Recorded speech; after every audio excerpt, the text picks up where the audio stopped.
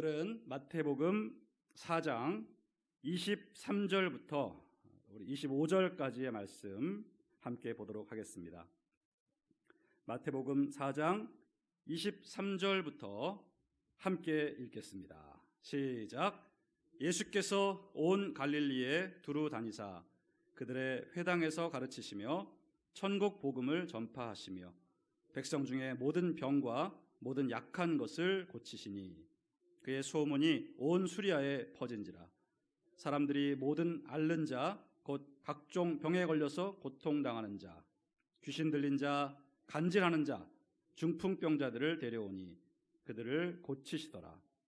갈릴리와 데가볼리와 예루살렘과 유대와 요단강 건너편에서 수많은 무리가 따르니라. 아멘. 네.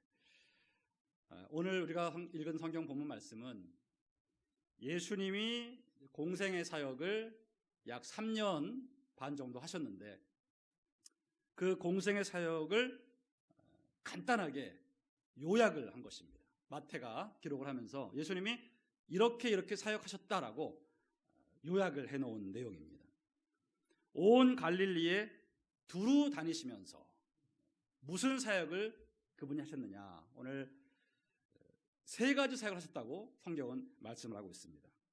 23절을 다시 보시면 예수께서 온 갈릴리에 두루 다니사 그들의 회당에서 가르치시며 천국 복음을 전파하시며 백성 중에 모든 병과 모든 약한 것을 고치시니, 이렇게 나와 있습니다.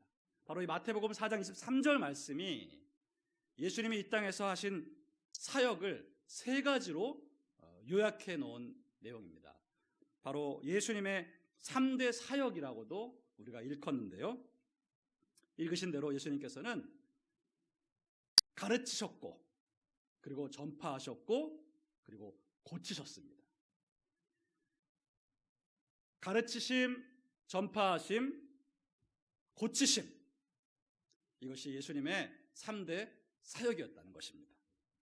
오늘 이 내용을 우리가 잠깐 살펴봄으로써 예수님이 어떻게 사역하셨고 또 오늘날 이 사역은 어떻게 우리가 계승해야 되는지에 대해서 잠깐 말씀을 나누겠습니다. 우선 우리 예수님은 그들의 회당에서 가르치셨다라고 성경은 말하고 있습니다. 여러분, 이 회당이라는 것은 유대인들의 모임 장소였습니다. 바벨론 포로로 끌려가면서 이들이 성전을 잃어버렸잖아요. 원래 예루살렘에 성전이 있었는데 바벨론이 침공을 해서 성전을 박살을 냈습니다. 그리고 다 포로로 끌려갔어요. 성전이 없으니까 이 사람들이 그 포로로 끌려간 지역에서 회당이라는 것을 만들었습니다. 소규모로 동네마다 유대인들이 모일 수 있는 장소. 그래서 거기서 뭘 했냐 하면 안식일마다 모여서 율법을 공부를 하고 그리고 기도를 했었습니다. 그래서 이 회당이라는 것은 유대인들의 공동체였지만 오늘날 교회의 원형적인 모습을 우리에게 보여주고 있습니다. 그런 장소가 이제 회당인데 예수님이 그 회당에 가셔서 가르치셨다. 뭘 가르치셨을까요?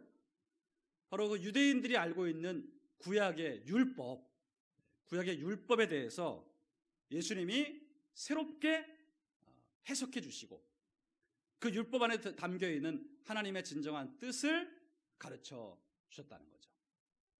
그 당시에 이 율법을 가르치는 교사들이 있었습니다. 서기관이라고 불리는 사람들이었고 또 바리새인들, 이런 사람들, 율법사, 다 성경을 가르치는 사람들이었는데 그들이 그 율법 속에 담겨 있는 하나님의 진정한 뜻을 많이 왜곡을 하고 또 잘못 전달하는 경우가 있었습니다. 그 점에 대해서 예수님이 바로잡아 주시고 그 안에 담겨 있는 하나님의 진정한 뜻을 깨닫게 해주셨어요. 그러한 가르치는 사역을 예수님이 회당마다 다니시면서 열심히 하셨다는 것이죠. 여러분, 예수님께서는 이 가르치는 사역을 지금도 하고 계시는 줄로 믿습니다. 어떻게 하실까요? 성령을 통해 하시는 것입니다. 성령은 예수님의 사역을 이어받으셔서 지금도 계속 하고 계십니다. 그 성령께서 바로 우리를 가르치십니다. 여러분, 성령은 우리를 가르치시는 교사이십니다. 그래서 저와 여러분들이 성령을 통해서 예수님의 말씀을 생각나게 하고 또 깨닫게 하시고 알게 하시는 역사를 경험하게 되는 것이죠. 그래서 여러분, 우리 크리스찬들은 계속해서 이 가르침을 받아야 합니다. 저와 여러분들이 예수를 믿고 교회 생활을 하는 것은 교회에 여러 가지 기능이 있습니다만 대표적인 것은 주의 말씀을 배우는 곳이에요. 그래서 여러분, 그런 의미에서 교회는 영적인 학교입니다. 여러분들은 학생이고 성령께서 선생이 되시고 성경이 교과서가 됩니다. 그리고 저 같은 목사와 또 우리 장로님들 같은 교회의 직분자들은 성령의 보조교사입니다. 그래서 하나님의 말씀, 우리 선생님이신 성령님께 도움받아서 그분을 보조하고 그분을 도우면서 가르치는 보조교사의 역할을 하는 것이죠. 그래서 여러분, 저와 여러분들이 크리스찬이 되었다는 사실은 이 예수님의 가르침을 죽는 날까지 받는 것입니다. 배우는 것이에요. 이 점을 여러분들이 절대 잊지 마셔야 합니다. 예수를 믿은 다음에도 배우기를 싫어하는 분들이 계십니다. 교회를 오긴 오는데 배우고 싶어 하질 않습니다. 그런데 여러분, 바로 예수님이 가르치시는 사역을 하셨고 그 사역은 성령에 의해서 지금도 이루어지고 있다는 사실을 깨달으시고, 내가 교회 생활을 한다는 것은, 교회를 온다는 것은 예수님의 그 가르침을 받기 위함이다. 성령님께 그 가르침을 받기 위함이다. 나는 배워야 한다. 나는 계속 배워야 한다. 이런 자세를 가지고 교회 생활 하시기를 주님의 이름으로 축원합니다. 여러분, 제가 목회를 하다 보니까 이 교회를 나오시는 분들 중에서 성경을 공부하고 성령을 통해 말씀을 배우는 것을 하지 않고 등한시하는 분들이 굉장히 많습니다. 그러니까 설교에 별로 귀를 기울이지 않습니다.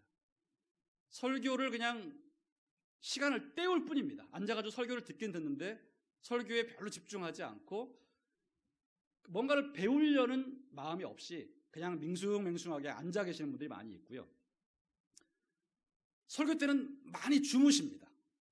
많이 주무시다가 갑자기 찬양을 하면 또 막 열심히 찬양을 하시고, 그리고 어떤 봉사 같은 거는 되게 활발하게 합니다. 막 밥하는 데는 막 가서 열심히 막 참견을 하고 막 밥을 뒤집었다 엎었다 막 다 하십니다. 그런데 교회에 와서 성령으로부터, 예수님으로부터 말씀을 배우려는 의지는 많이 없는 분들이 계시다. 제가 이민 목회를 하면서도 보니까 여러분, 교회를 매주 오시는데요, 설교 때 예배당에 안 들어오는 분들이 있어요. 교회는 오셨는데 예배당에 들어오질 않아요. 그 뭐 하시느냐? 부엌에서 밥하고 있어요. 근데 여러분, 그게 한두 번이지, 이거를 제가 있는 9년 내내 그렇게 신앙생활을 하시더라고요. 그러면서도 자기는 말씀을 다 알고 교회 오래 다녔기 때문에 목사님 설교 본문 딱 잡으면 뭐 할지 딱 안다는 거예요. 들을 필요도 없다는 거예요.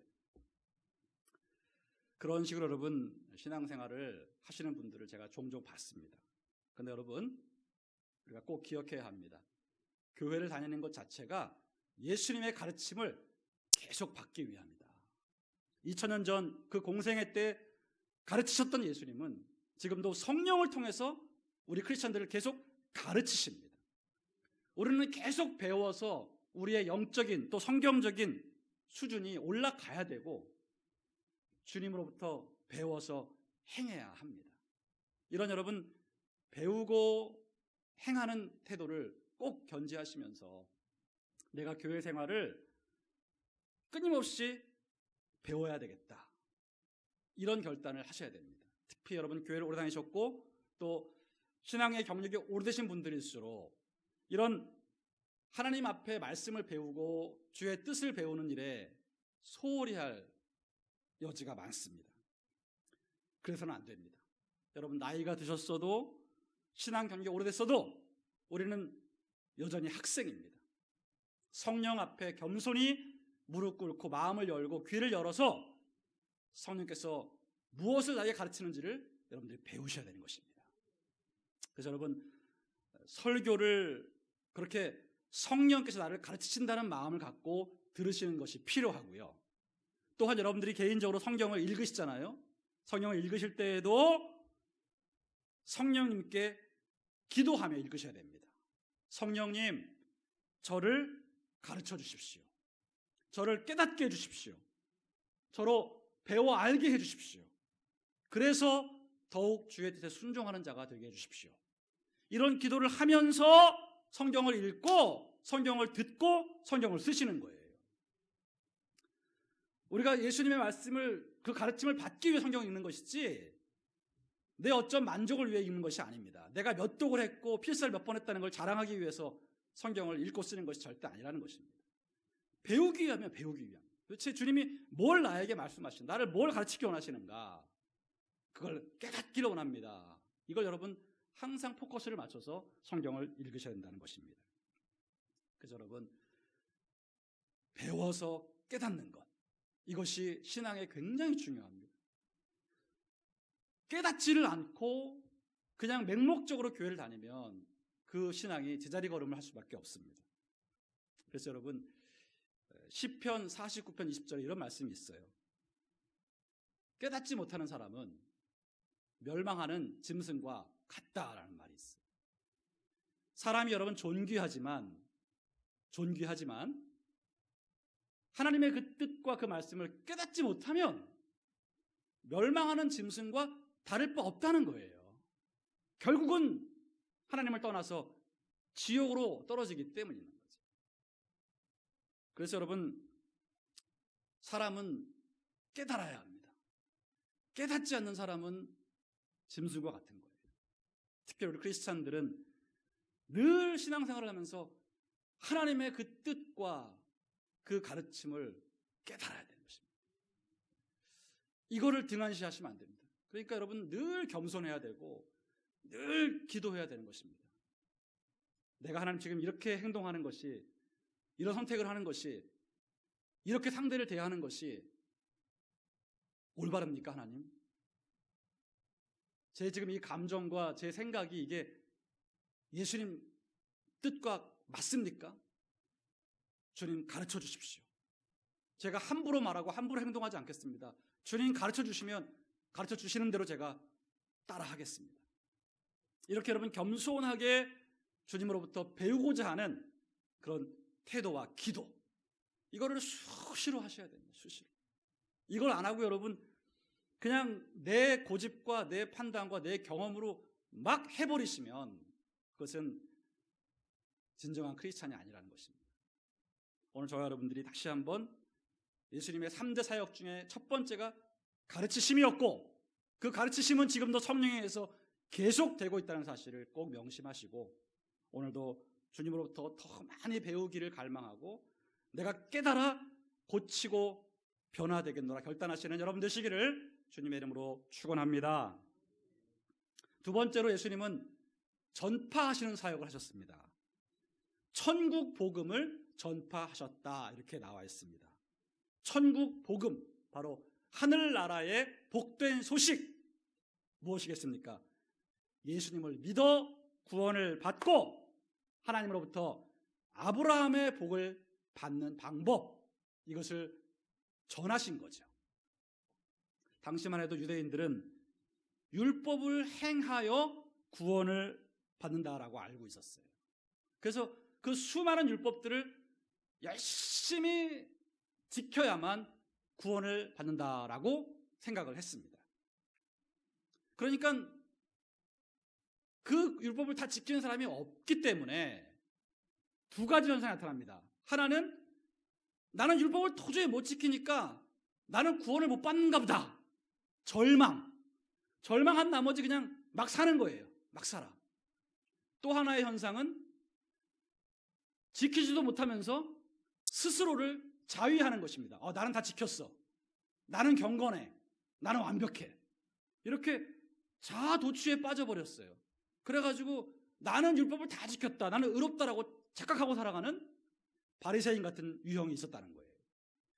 그러니까 율법을 다 지켜서 구원 받아야 한다고 믿고 있다 보니까 못 지키는 것을 깨닫는 사람들은 포기.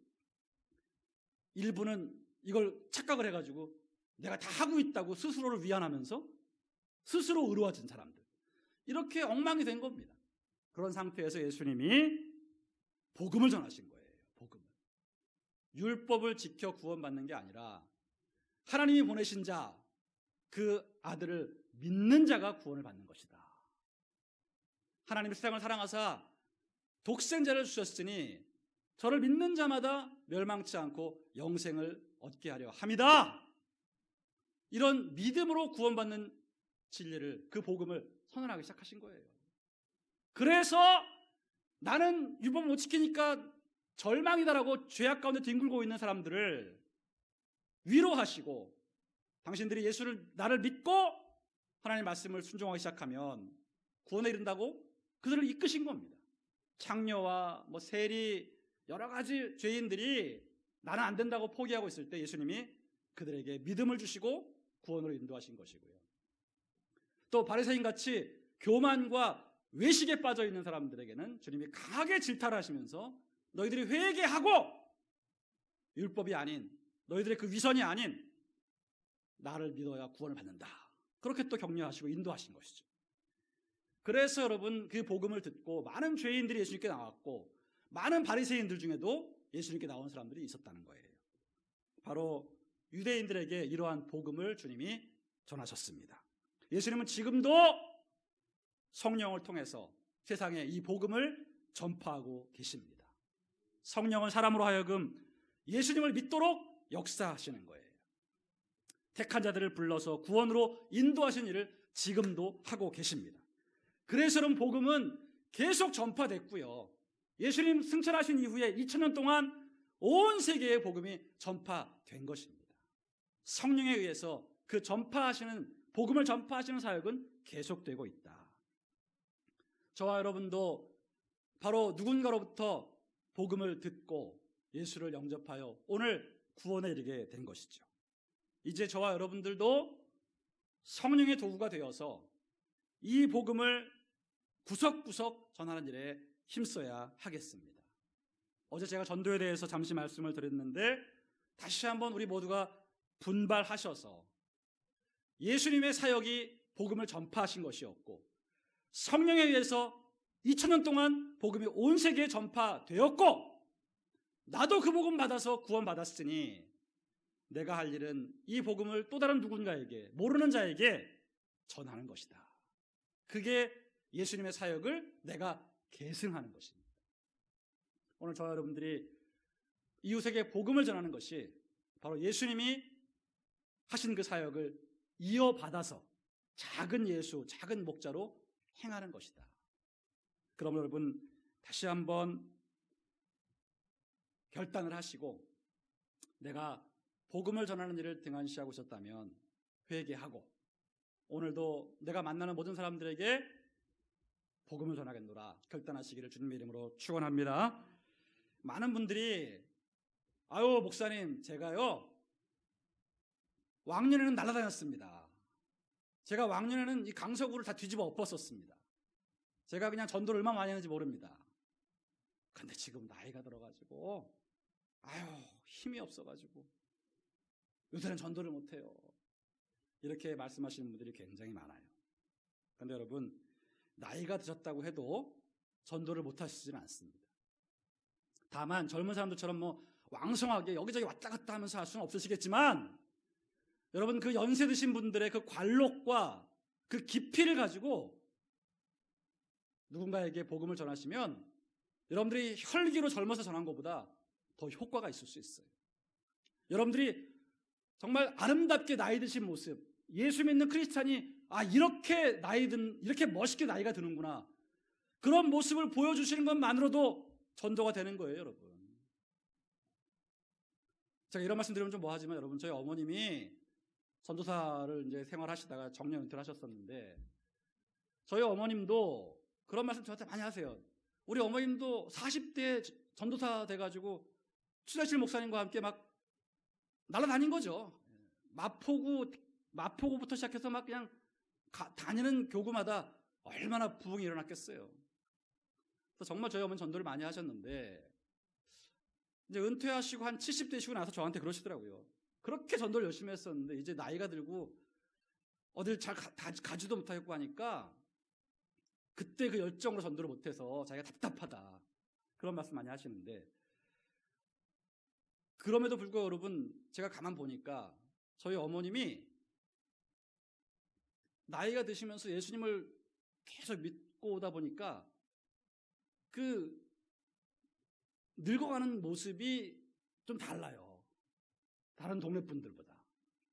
그래가지고 동네에, 저희 아파트 단지에 있는 많은 분들이 저분 누군가 왔다 갔다 하는데 되게 뭔가 좀 달라 보이고 되게 점잖고 품위가 있어 보인다 이거죠. 저 할머니는 도대체 누군가, 이런 말을 오며 가며 하고, 그러다가 저분 저 은퇴하신 순복음교회 전도사님이래, 뭐 이런 말이 돌고, 이러면서 오며 가며 어머니한테 와서 먼저 말 걸고, 그 어머님이 교회 얘기하고 복음 전하고, 그 아름답게 나이든 노인이 그 인생의 연륜을 담아서 진솔하게 복음을 전하니까 많은 분들이, 특히 젊은 사람들이 그 복음을 받아들였어요. 저희 어머님이 은퇴하시고 나이 70이 넘어서도 아파트 단지에서 전도를 많이 하셨습니다. 그래서 거기 같이 사는 여의도교회 젊은 지역장한테 많이 보내주셨어요. 여러분, 우리가 나이가 들었다고 해서 전도를 못하지는 않습니다. 오히려 왕성하게 활발하게 못할지라도 더 깊이 있게 진실하게 내 인생의 나이테를 가지고 내가 예수 믿고 살았더니 이렇더라, 나의 삶으로 전도할 수 있는 것이거든요. 그럼 여러분, 내가 사는 거주지에서 방화동이든 뭐 마곡이든 어디든 내가 예수 믿는 사람으로서 나이가 들었는데 내가 정말 이웃들에게 본이 되고 호감을 주고 내가 믿은 예수님을 내가 전할 만큼 인생을 잘 살고 있는가를 돌아보실 필요가 있습니다. 그리고 그러한 삶을 영위하시면서 아파트든 뭐 시장이든 만나는 사람들에게 조금씩 복음을 계속 흘려보내시고 그렇게 그물을 던지시는 겁니다. 그렇게 여러분, 전도의 일을 여러분 숨질 때까지 하시기를 주님의 이름으로 축원합니다. 여러분들의 자녀와 자손들을 또한 복음으로 인도하셔야 합니다. 우리 할머니 때문에, 우리 할아버지 때문에, 우리 외할머니 때문에, 우리 외할아버지 때문에 나는 교회를 다녀야 되겠다, 이런 평가가 나와야 한다는 거죠. 그러므로 여러분, 우리가 숨질 때까지 복음을 전하는 일을 힘써야 합니다. 요양원에 가서도 내가 임종 직전에도 거기 여러분 요양보호사, 간호사분들에게도 복음을 전해야 되는 것입니다. 내가 나이 들어 이제 천국 가는데 당신들도 꼭 예수 믿고 함께 천국 가길 바랍니다. 죽는 순간까지 전도하며 숨을 거둬야 하지 않겠습니까, 여러분? 그렇게 할 때 우리 예수님께서 충성되었다고 말씀하시고 크게 상 주실 줄로 믿습니다. 마지막 주님 세 번째 사역은 치유하심이었죠. 23절을 다시 보니까 백성 중에 모든 병과 모든 약한 것을 고치셨다, 이렇게 성경은 말하고 있습니다. 그리고 24절에 부연 설명이 나와 있는데, 그의 소문이 온 수리아에 퍼진지라 사람들이 모든 앓는 자, 곧 각종 병에 걸려서 고통당하는 자, 귀신 들린 자, 간질하는 자, 중풍병자들을 데려오니 그들을 고치시더라 하셨습니다. 여러분, 예수님의 마지막 사역은 병을 고치시는 거였습니다. 그래서 이 복음서 읽어보면 예수님이 병을 고치신 이야기로 가득하고요. 귀신을 쫓아낸 이야기로 가득합니다. 사람들을 고치신 내용들이 가득하죠. 그런데 여러분, 예수님이 병을 고치신 이유는 그 병자들을 불쌍히 여기신 것도 있지만 그 기적을 통해서 예수님이 메시아 되심을 믿게 하려 하심이었습니다. 그래서 여러분, 예수님은 지금도 우리의 병을 고치시는데요. 우리의 병을 고치시는 주 목적은 복음을 전하시기 위함이에요. 복음을 전하시기. 그래서 여러분, 모든 병을 주님이 다 고쳐주시진 않으십니다. 내가 기도만 하면 다 낫는다? 그건 아니에요. 그건 아니에요. 어떤 경우에 주님이 치유 역사를 나타내시느냐? 그 병을 통해서 하나님이 영광을 받으시고 복음이 전파될 수 있을 때, 누군가가 그 치유의 사건을 통해서 예수를 영접할 수 있을 때, 그럴 때 주님이 치유 역사를 지금도 나타내시는 겁니다. 그래서 여러분, 우리가 예수님의 이 치유하신 사역을 이어받아서 지금도 성령에 의해서 치유가 일어날 수 있다는 것을 믿고 여러분들이 병 낫기를 위하여 힘써 기도해야 할 줄로 믿습니다. 그런데 여러분, 그 모든 병 낫기를 위한 기도가 하나님의 영광과 예수 그리스도의 구원자 되심을 증거하기 위한 수단으로 쓰여져야 한다. 그렇게 해서 내가 우리 집안을 구원하고 안 믿는 사람들을 구원하기 위해서 이 치유의 기적을 주님 나타내 주십시오라고 우리가 기도를 해야 한다는 거예요. 그럴 때 주님이 우리를 고쳐주시고 우리에게 기적을 베풀어 주시는 것입니다. 여러분, 오늘날 예수님의 이 3대 사역은 성령을 통해 계속되고 있고 교회를 통해서 이루어지고 있습니다. 우리도 끊임없이 성령으로부터 배우는 그런 좋은 학생으로 살아가시기를 주님의 이름으로 축원드립니다. 두루 다니며 복음 전하신 예수님을 본받아서 우리도 한평생 만나는 모든 사람들에게 복음을 힘써 전하며 살아가야 되겠습니다. 그리고 수많은 사람의 병을 고쳐주시면서 예수님의 구원자 되심을 증거하신 그 주님이 오늘도 우리의 병을 고치시며 복음을 전하시고 영광을 받을 수 있다는 사실을 믿으시고 여러분, 하나님의 영광을 위해서 병 낫기를 간구하고 치유의 기도를 선포하시기를 예수님의 이름으로 축원합니다. 물론 의학이 발달해서 여러분, 우리가 병원에서 많은 병을 고칠 수 있지만 아직도 못 고치는 병이 많이 있고 또 정신적인 부분은 특히나 더 많이 미약한 가운데 있습니다. 하나님의 치료하심은 여전히 우리 시대에도 필요하죠. 오늘 저와 여러분들이 다시 한번 주님, 저를 고쳐주십시오. 저의 가족들을 고쳐주십시오. 저의 자녀들을 고쳐주십시오. 그를 통해 하나님의 영광을 크게 받으시고 우리 집안에 불신령이 떠나가고 예수 믿고 구원받게 하여 주시옵소서. 각종 귀신들에 시달리면서 고통당하는 자들 많이 있는데 여러분, 더욱 힘써 기도하셔서 귀신을 쫓아내시고 여러분들의 그 가문을 구원으로 인도하시기를 주님의 이름으로 축원드립니다.